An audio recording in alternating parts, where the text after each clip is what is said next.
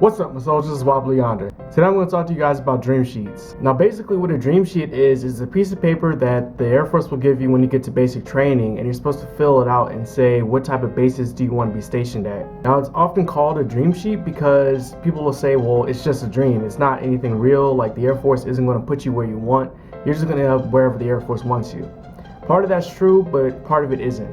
When you fill out your dream sheet, you're just giving the Air Force what your preferences are. At a certain point during BMT, they're going to take you to this building, you're going to sit down, and you're going to fill out your dream sheet. Now your dream sheet is going to have 16 different slots. It's going to have 8 slots for CONUS, which means Continental US Station bases, and you're going to have 8 slots for overseas bases. If you want to be stationed overseas, then you would put all overseas bases, and you would pretty much just leave the stateside blank. If you want to be stationed here in the US, then you would put all US bases. So let's say you want to be stationed in Japan. You would put only Japan bases.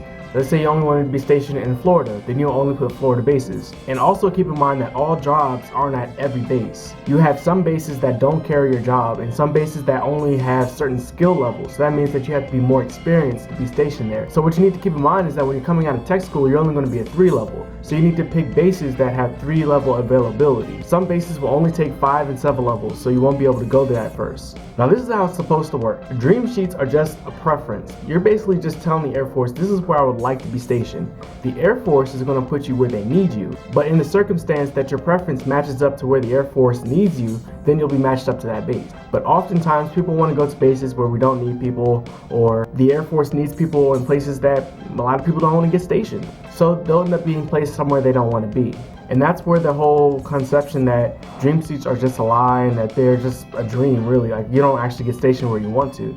Some people do get stationed where they want to. You also have the opportunity, in some cases, you can swap bases with someone else when you're in tech school. So say I'm in tech school, I get orders to Hawaii. My friend, he gets orders to Florida. He has family in Hawaii, I have family in Florida. We want to switch so we can be close to our families. That's fine. The Air Force will let you do that under some circumstances. It doesn't always happen. Dream sheets are pretty interesting. Like, you pretty much just put down what you want. If you want to be somewhere, just put it down, just hope for the best.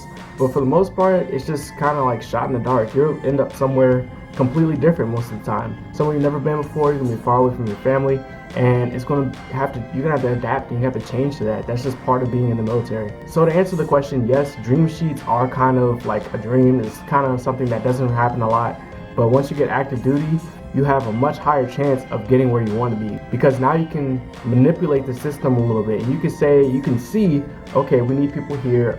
Most single airmen, which means you're not married and you're an airman, you'll be able to go overseas a lot because it's easy for the Air Force to transport you. But once you start gaining up that tenure, once you start moving up the ranks, it's a lot harder to move. So when you're an airman and you just get stationed in your base and you finally are able to put in a request to move bases, that's when you want to start doing it, because that's when you'll have the greatest chance of moving. That's pretty much it though. It can be a interesting process. Just try to take the best out of wherever you're stationed. Don't take it too hard. It will give your base a chance to be a cool base. But thank you guys for watching. If you have any more questions, let me know in the comment box below. Make sure you like this video, subscribe to my channel. See you guys next time. Peace.